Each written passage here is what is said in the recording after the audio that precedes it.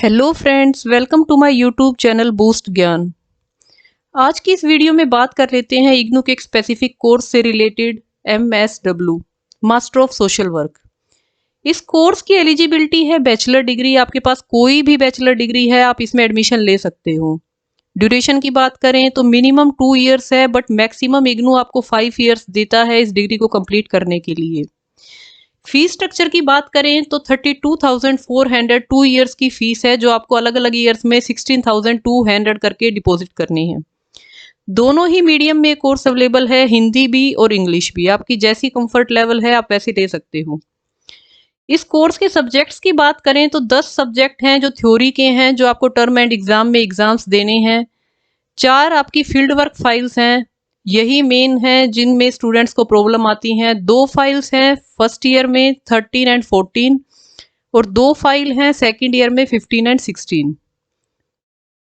13 में 45 डेज का वर्क है, 14 में फिर 30 डेज का वर्क है। ये दोनों फाइल्स थी फर्स्ट ईयर की। अब सेकेंड ईयर की बात करें तो फिर 15 फाइल में 45 डेज का वर्क है, इसमें फिर इंटर्नशिप में 30 डेज का वर्क है। स्टूडेंट्स की मेन प्रॉब्लम यही है कि इसको कैसे कंप्लीट करें। स्टूडेंट्स, इससे रिलेटेड आज बात कर लेते हैं। यदि आपको इसके ऊपर डिटेल्ड वीडियो चाहिए, हमारे पास ऑलरेडी रिटन बुक है, तो हम उससे आपको दिखा देंगे एक वीडियो बना के, तो आप प्लीज़ कमेंट सेक्शन में बता देना। इस बुक में, इस जनरल में आपको करनी है ओरिएंटेशन विजिट, इंडक्शन मीटिंग, काफ़ी कुछ है, आपको दिखाई देते हैं एक साथ। तो फर्स्ट है ये फेस शीट जो स्टूडेंट ने भरनी है, उसका name, address, phone number, enrolment number, सब कुछ वो आप खुद भर सकते हैं, आपका अपना है। सेकंड फेस शीट होती है सुपरवाइजर के लिए, ये सुपरवाइजर फिल करेगा, इसमें आपने कुछ नहीं करना, ठीक है। नेक्स्ट है लॉग शीट, आपने कब कब कौन सा काम किया है, आपकी जो मेन एक्टिविटीज है वो इसमें लिखनी होती हैं आपने। बट ये आपका जब कंप्लीट हो जाए उसके बाद ही लिखे, वरना कंफ्यूजन में काफ़ी कटिंग्स हो जाएंगी आपसे। जब आप फील्ड वर्क करना शुरू कर रहे हो तो आपको अपने स्टडी सेंटर से 45 डेज की परमिशन लेनी होती है, किसी भी एनजीओ की जो आपके कंफर्ट जोन में है। वो उस सर्टिफिकेट पे जो परमिशन लेटर आपने लिया है उस पे उस एनजीओ के साइन होते हैं और वो यहाँ पेस्ट होता है।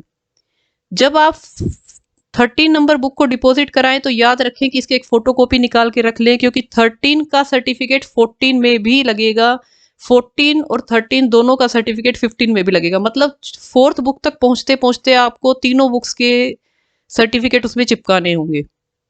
सो इनकी फोटोकॉपी प्लीज रख लें, उसके बाद ही कराएं।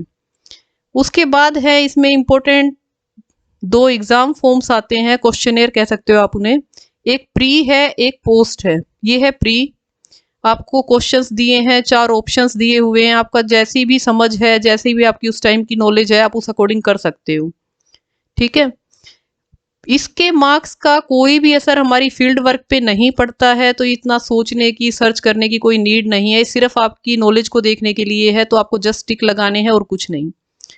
उसके बाद आती है इंडक्शन मीटिंग। जब स्टूडेंट फर्स्ट टाइम अपने कॉलेज में गया तो उसका जो एक्सपीरियंस है, जो टीचर से बात हुई, जो डिस्कशन हुई, जो कुछ भी हुआ है वो उसको लिखना है अपना इंडक्शन मीटिंग में। पहले डेट डाल दो, किस डेट को इंडक्शन मीटिंग हुई, टाइमिंग कितना था, सुपरवाइजर का नेम क्या था, फिर लिखनी है आपको रिपोर्ट अपने वर्ड्स में। कोई स्पेसिफिक वर्डिंग नहीं है इसके लिए, कोई स्पेसिफिक परफॉर्मा नहीं है। फिर आती है ओरिएंटेशन विजिट। 5 आपको ओरिएंटेशन विजिट करनी है किसी भी 5 एनजीओ की। उसका एक स्पेसिफिक परफॉर्मा बुक में दिया हुआ है कि इंस्टीट्यूशन का नेम क्या था, एड्रेस क्या है, मिशन क्या है, ऑब्जेक्टिव्स क्या है, board member, type of work, beneficiaries, पूरा परफॉर्मा है। उसके अकॉर्डिंग आपको 5 फिल करने हैं। कोई भी 5 अलग अलग एनजीओ आपको सिलेक्ट करनी है, जो इजीली मिल जाती हैं। आपको उनसे परमिशन लेनी है, वहाँ की एक एक दिन की विजिट करनी है और इसको फिल करना है। ओरिएंटेशन विजिट के बाद बात करें तो आती है इंडिविजुअल कॉन्फ्रेंस। इंडिविजुअल कॉन्फ्रेंस अब क्या है, जब स्टूडेंट अपने सुपरवाइजर से अपनी स्टडी से रिलेटेड बात करे, अपने डाउट्स को क्लियर करे, अपने क्वेश्चंस पुट करे, जो भी उनके बीच में फर्स्ट कॉन्फ्रेंस होती है, या टोटल आपको 5 लिखनी है, वो है इंडिविजुअल कॉन्फ्रेंस। 5 आपको ग्रुप कॉन्फ्रेंस लिखनी है। इसमें अकेला एक स्टूडेंट नहीं होता, 5 से 6 या 10 12 आपके जो भी क्लासमेट, बैचमेट्स जो भी हैं, आपका जो सुपरवाइजर के साथ कॉन्फ्रेंस हुई है, जो क्वेश्चनेयर हुए हैं, जो आपने क्वेश्चंस पूछे, अपने डाउट्स क्लियर करे, वो आते हैं ग्रुप कॉन्फ्रेंस में। उसके बाद लिखनी है आपको 45 कंकरेंट फील्ड वर्क रिपोर्ट। इसका भी स्पेसिफिक परफॉर्मा दिया हुआ है, डेट क्या थी फील्ड वर्क करने की, एक्टिविटी क्या क्या परफॉर्म करी, आपने टाइम कितना स्पेंड किया, क्या ऑब्जर्व किया। आप इस अकॉर्डिंग लिखे तो ज़्यादा बेटर है, बट अपने वर्ड्स में भी लिखना चाहें तो आप लिख सकते हैं। आप 45 डेज तक कंटिन्यूअसली आपको ये लिखना है।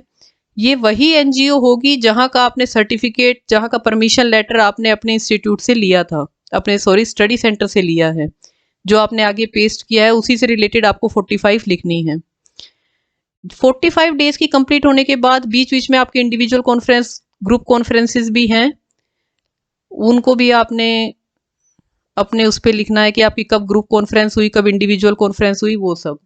जब 45 डेज का कंप्लीट हो जाएगा, उसके बाद एक लॉग शीट फिर से है कि आपने ओरिएंटेशन विजिट कहाँ कहाँ करी, वो मेन एक्टिविटीज, उनकी डेट, कंकरेंट विजिट कहाँ करी, इंडिविजुअल कॉन्फ्रेंसिस की डेट, जो भी काम आपकी पूरी फाइल में आपने किया है वो 4-5 पेजेस के लॉग शीट में आपको भरना पड़ेगा। जैसे आपने प्री टर्म असेसमेंट फॉर्म था आगे, वैसे ही आगे लास्ट में भी क्वेश्चनेयर है, लेकिन वो पोस्ट वाला है कि पूरी बुक करने के बाद आपकी नॉलेज पे क्या असर आया। तो ये आप अपनी समझ के अकॉर्डिंग दोबारा फिल कर सकते हो। ये सेम है जैसा आगे था वैसा ही पीछे पोस्ट वाला दिया होता है, मतलब टर्म एंड का भी सेम होता है जो प्री वाला था। फिर लास्ट में है चेकलिस्ट, इन सभी पे आपको टिक करना है और एक बार चेक कर लेना आपने सारा कुछ कर लिया है। आपने अपनी वर्क मैनुअल पढ़ ली तो यहाँ टिक, प्री टर्म फॉर्म भरा, इंडक्शन मीटिंग लिखी है, 5 ओरिएंटेशन विजिट, 45 डेज की concurrent report, 5 individual conference, 5 group conference, self evaluation report, summary report, last में जो आपका फॉर्म अकेले दिया हुआ था असेसमेंट फॉर्म, उसको आपने फिल कर दिया है, अपनी एजेंसी का सर्टिफिकेट पेस्ट कर दिया है। ये सारी लॉग शीट आपको भरनी है, इसमें आपको टिक लगाने हैं, ठीक है। उसके बाद है इवेल्युएशन। स्टूडेंट ने अपना खुद की इवेल्युएशन रिपोर्ट लिखनी है, उसने इस टाइमिंग में क्या सीखा है या उसकी क्या स्किल्स डेवलप हुई हैं, वो इवेल्युएशन रिपोर्ट उसने लिखनी है। ये आपके सुपरवाइजर के लिए है। इंटरनल जो आपके स्टडी सेंटर के टीचर है वो इसमें मार्क्स देते हैं, जो इग्नू के टीचर्स हैं वो एक्सटर्नल्स हैं, वो आगे जाके इसमें मार्क्स देते हैं। इसे क्लियर करने के लिए, पास होने के लिए मिनिमम 50% मार्क्स होने चाहिए, both internal and external supervisor. So please clear लिखें, थोड़ा सोच के लिखें। यदि आपको लिखने में कोई प्रॉब्लम आ रही है, आपको सही परफॉर्मा समझ में नहीं आ रहा है, तो प्लीज कमेंट सेक्शन में बताएं। हमारे पास जो रिटन बुक है हम उसकी वीडियो बना देंगे, आपको काफी हेल्प मिलेगी उससे। लास्ट और सबसे इंपॉर्टेंट है ये एजेंसी सर्टिफिकेट। आपने जहां से 45 डेज का काम किया है अपनी कंकरेंट विजिट 45 डेज जिस एनजीओ से, जिस इंस्टीट्यूशन से की है, वहां की डिटेल्स फिल करके इसके ऊपर उनकी स्टैंप, उनके साइन सब कुछ लगा देना है, तभी आपका काम कंप्लीट माना जाएगा। लास्ट तक इस वीडियो को देखने के लिए thank you so much. Please like कर दीजिए, सब्सक्राइब का बटन दबा दीजिए।